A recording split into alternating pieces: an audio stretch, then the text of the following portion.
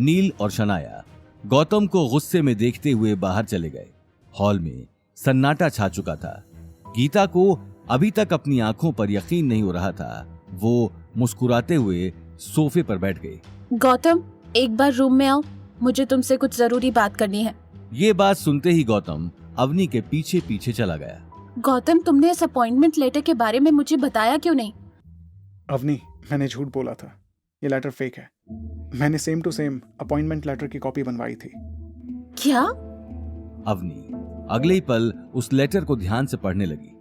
थोड़ी देर पहले उसकी आंखों में जो खुशी छाई थी वो अब गायब हो चुकी थी।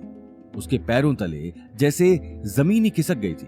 अवनी को अभी तक अपनी आंखों पर यकीन नहीं हो रहा था। आज अवतार का अपॉइंटमेंट लेटर उसके हाथ में था। साथ ही उसे यकीन नहीं हो रहा था कि गौतम उससे इतना बड़ा झूठ बोलेगा। गौतम, तुमने आखिर झूठ क्यों बोला? अगर दादीसा को पता चल जाता तो? अवनी, मैंने झूठ नहीं बोला। वो डिजाइन तुमने बनाया था। मैरियट के चेयरमैन ने डिजाइन के असली मालिक को बुलाया। झूठ तो दादीसा और नील ने बोला था, जिसकी वजह से आज वो इतनी डरी हुई है और यहाँ तुमसे मदद मांगने आई थी। मैं तो बस यही चाहता हूँ कि तुम्हें तुम्हारा हक मिले, बस। ये बात सुनकर अवनी गौतम की आंखों में अपने लिए फिक्र और सच्चाई साफ देख पा रही थी। लेकिन अगर दादीसा को पता चल गया तो? किसी को कुछ नहीं पता चलेगा अवनी। तुम तो मैरियट में भी काम करना डिजर्व करते हो। मैं तो बस दादीसा को ये याद दिलाना चाह रहा था। अवनी आगे कुछ कह नहीं पाई और लेटर को देखने लगी। आखिर जिस दिन का इंतजार था वो उसके सामने था और गौतम आज भी उसके हर कदम में साथ था। उसका सारा गुस्सा एक ही पल में गायब हो चुका था। अगले दिन अवनी गौतम के साथ मैरियट जाने के लिए निकल गई।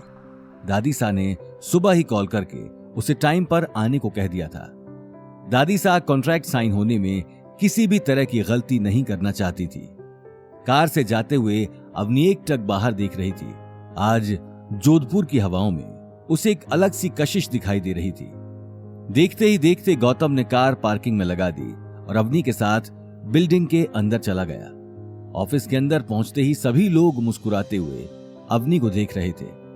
कल तक जो अवनी किसी के लिए कुछ नहीं थी, आज वही अवनी अग्रवाल ग्रुप के साथ मैरियट के आने वाले प्रोजेक्ट को लीड करने वाली थी।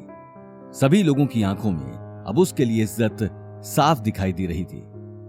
देखते ही देखते अवनी और गौतम सीधे अभिनव के कैबिन में चले गए। अभिनव उन दोनों को देखते ही सकपकाकर कुर्सी से उठकर खड़ा हो गया। आज उसके सामने कोई मामूली डिजाइनर नहीं, मैरियट की मालकिन खड़ी थी। गौतम ने आंखों के इशारे से ही अभिनव को आगे काम करने को कह दिया। वहीं दादीसा और नील भी कैबिन में बैठे थे।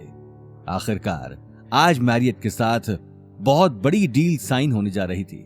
प्लीज कम, आइए आइए आइए। अभिनव उसे देखते ही चेयर से खड़ा हो गया। अवनी की खातिरदारी में वो किसी तरह की कमी नहीं रखना चाहता था। अवनी अगले ही पल गायत्री देवी को देखते हुए कुर्सी पर बैठ गई। मिस अवनी, मैंने डॉक्यूमेंट्स रेडी करवा लिए हैं, बस आपके साइन करने की देर है। ये बात कहते हुए अभिनव ने डॉक्यूमेंट्स फाइल अवनी के सामने रख दी। नील और शनाया गुस्से में उस फाइल को देखने लगे, लेकिन अवनी ने बिना किसी पर ध्यान दिए फाइल पर साइन करना शुरू कर दिया। लेकिन सर, वो डिजाइन जो... जी, मुझे पता चल गया है कि वो डिजाइन आपने बनाया था और आपको हमारी और बाकी लोगों की वजह से इतनी सारी परेशानियों का सामना करना पड़ा। मैं कल खुद मीडिया में ये बात बता दूंगा और मैरियट का चेयरमैन होने के नाते मैं आपसे माफी मांगना चाहता हूँ। अवनी को अब तक अपनी आंखों पर यकीन नहीं हो रहा था। वहीं अभिनव अपनी बात कहते हुए गुस्से में गायत्री देवी और नील को देखने लगा। गायत्री देवी अब किसी से नजरें नहीं मिला पा रही थी। कुछ ही देर में अवनी ने सारे डॉक्यूमेंट साइन कर दिए। प्रोजेक्ट को लेकर डिटेल में बातचीत भी हो चुकी थी। अवनी की बातों में एक अलग ही तरह का जोश था। उसे अपने डिजाइन की छोटी से छोटी डिटेल्स अच्छे से पता थी। वहीं सभी डॉक्यूमेंट साइन होने के बाद गायत्री देवी और नील ने राहत की सांस ली। गायत्री देवी अब फूंक फूंक कर अपने कदम उठा रही थी। कुछ ही देर में सभी डॉक्यूमेंट्स की फॉर्मेलिटी पूरी हो गई। अवनी, आई एम सॉरी तुम्हें परेशानी उठानी पड़ी। You did a great job. तुम चाहो तो आज रेस्ट कर लो। कल से तुम और गौतम ऑफिस ज्वाइन करके आगे का काम शुरू कर सकते हो।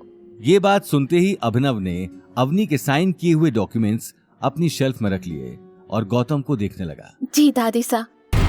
आगे की कहानी जानने के लिए देखिए अगला एपिसोड सिर्फ पॉकेट एफएम के यूट्यूब चैनल पर और रॉयल वारिस के सारे एपिसोड्स को सुनने के लिए डिस्क्रिप्शन में दी लिंक से डाउनलोड करें पॉकेट एफएम ऐप।